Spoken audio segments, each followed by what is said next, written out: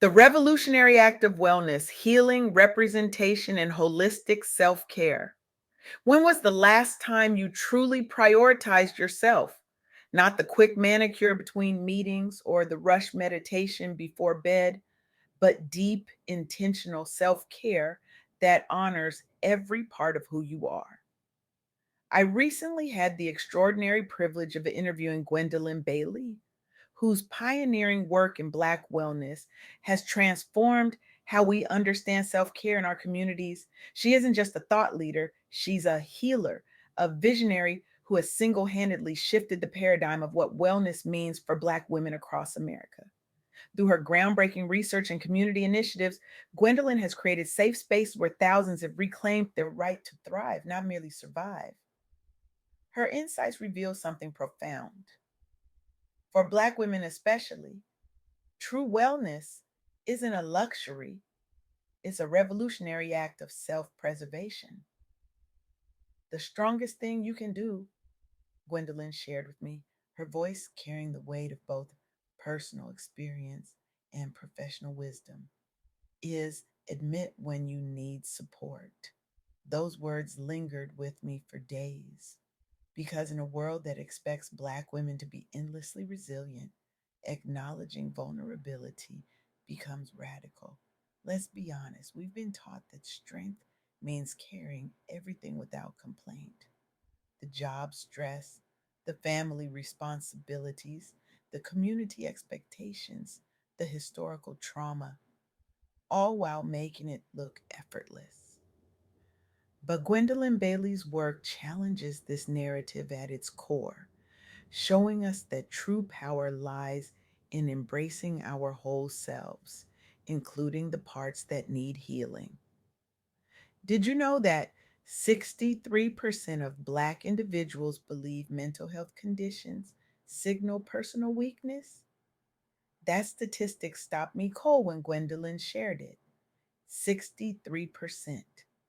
Nearly two-thirds of an entire community equating emotional struggle with some kind of moral failing, because it reveals exactly why so many of us suffer in silence, why we push through pain rather than seek help. But what if seeking therapy isn't weakness? What if it's actually the bravest thing we can do? In Detroit, something remarkable happened that proves this point. A community program implemented Afrocentric healing circles for African Americans struggling with intergenerational trauma. These weren't your typical therapy sessions with sterile offices and clinical distance. They incorporated culturally adapted cognitive behavioral therapy, mindfulness practices rooted in African traditions, and rituals honoring ancestry. Picture this: a circle of 15 people gathered not in some intimidating medical facility, but in a community center adorned with artwork celebrating Black excellence. The air fragrant with sage, drums playing softly in the background, a space where you don't have to explain what microaggressions are or justify why certain historical events still affect you, a space where your experiences aren't questioned, they're honored. The results: participants reported increased self esteem, improved coping skills for trauma triggers, and a heightened sense of belonging. One attendee, a 58-year-old grandmother who had never considered therapy before, described it as finally feeling seen after decades of invisibility in healthcare spaces. This program wasn't just successful, it became a national model for culturally responsive mental health care. And it demonstrated something Gwendolyn Bailey emphasizes repeatedly: healing happens when our whole selves are honored, including our cultural identity. But here's where it gets complicated. Even when we recognize the value of therapy, finding the right therapist can feel impossible because representation matters deeply. Imagine walking into a therapist's office carrying generations of racial trauma, microaggressions from your workplace, and the exhaustion of code switching through life, only to face someone who has never experienced any of it. How do you even begin? Do you spend your valuable session time providing context and history lessons? Do you censor parts of your experience to make the therapist comfortable? Or do you simply give up, concluding that therapy isn't for people like me? This is why Gwendolyn's advocacy for Black therapists is so crucial. It's not about exclusion, it's about effectiveness. It's about the relief of not having to explain fundamental aspects of your existence before getting to your actual concerns. A major university recognized this when they launched an initiative to recruit more Black counselors for their student wellness center. They'd noticed something troubling. Despite high need, Black students rarely utilize campus counseling services. The barrier wasn't disinterest, it was distrust born from lack of representation. After hiring more diverse staff and creating peer led groups focused on destigmatizing mental health care, utilization rates among Black students rose dramatically. Surveys showed significantly greater satisfaction with services when students were matched with providers who understood their lived experiences. One student put it perfectly: for the first time, I didn't have to translate my pain. My therapist just got it. This initiative became so successful that universities nationwide began replicating it, proving what Gwendolyn Bailey has long advocated: representation literally saves lives. But wellness isn't just about mental health. Gwendolyn's holistic approach reminds us that true self care encompasses mind, body, and spirit. And nowhere is this more evident than in how we approach nutrition and physical activity. In Atlanta, a nonprofit organization created Wellness Saturdays, monthly events blending nutrition education with group fitness classes specifically tailored for African American families and professionals. But here's what made it special: they didn't frame healthy eating and exercise as obligations or punishments. Instead, they presented them as acts of collective self care and cultural celebration. Local chefs demonstrated affordable, healthy recipes using familiar ingredients. Collard greens prepared with less sodium but all the flavor. Sweet potato dishes that honored tradition while reducing sugar. Trainers led dance based workouts reflecting cultural heritage. Movements rooted in African dance traditions, hip hop classes that felt like celebration rather than exercise. The entire experience centered joy and community rather than restriction and isolation. Over 6 months, participants reported not just reduced stress and anxiety, but measurable improvements in blood pressure and cardiovascular markers. Attendance doubled year over year, primarily through word of mouth. People weren't just getting healthier, they were having fun doing it. As Gwendolyn often says, with a smile that acknowledges both the simplicity and profundity of the insight: when wellness feels like coming home to yourself rather than leaving yourself behind, that's when it becomes sustainable. This approach sparks similar programs across the region, proving that holistic wellness, rooted in cultural pride, creates lasting change. It's not about following someone else's wellness template, it's about creating spaces where our bodies, traditions, and communities are honored.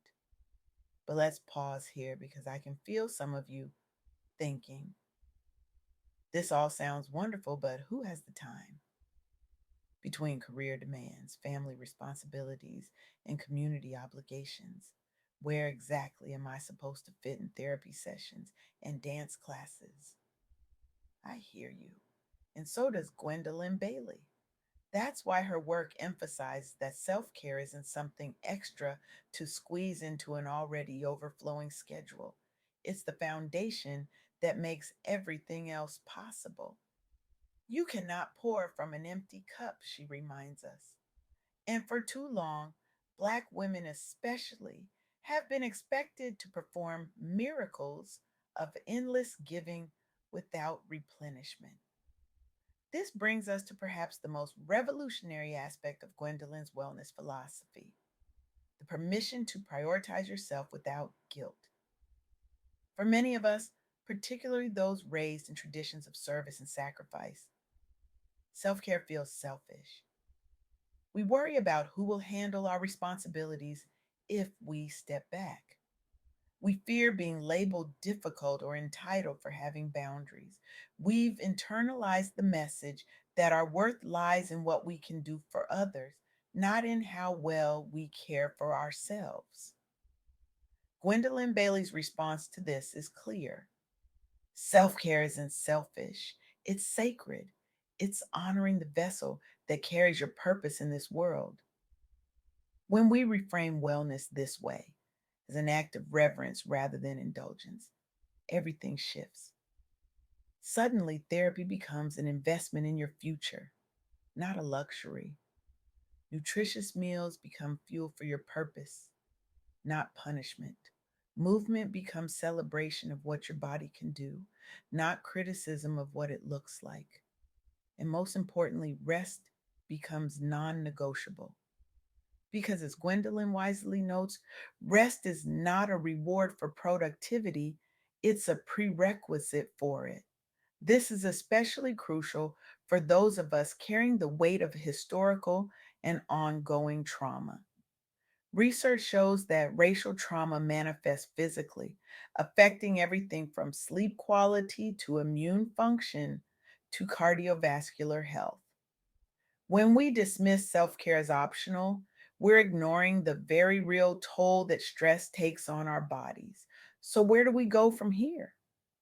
How do we translate these insights into actual change in our lives? Gwendolyn Bailey offers three practical steps. First, seek therapy with the same commitment you'd bring to any other health concern. If you wouldn't ignore a broken arm, don't ignore a breaking spirit. And if finding a culturally competent therapist seems daunting, resources like Therapy for Black Girls and the National Queer and Trans Therapists of Color Network can help. Second, approach nutrition and movement as acts of love, not discipline. Ask yourself, how can I nourish my body today? Rather than, what should I restrict? Find physical activities that bring you joy rather than punishment. Dance in your kitchen, walk with friends, garden, swim, move in ways that feel like celebration. Third, build community around your wellness journey because healing happens in connection, not isolation. Find your people, whether that's a walking group, a meditation circle, or simply friends who honor your boundaries and support your growth. I want to leave you with one final thought that continues to resonate deeply with me.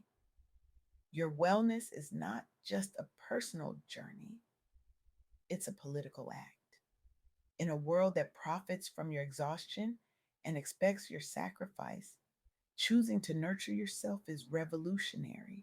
So I challenge you today, right now, in this moment, to make a declaration. Stand up if you can, or simply place a hand on your heart and say, I deserve to be well. I deserve to be whole. I deserve support. And I commit from this day forward to treating my wellness as non negotiable.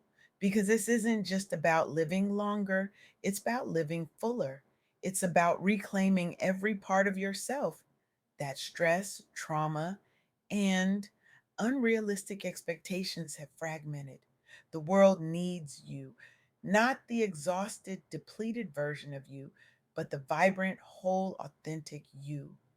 The you that emerges when wellness becomes your birthright, not your burden. Your revolution begins now. What will your first act be?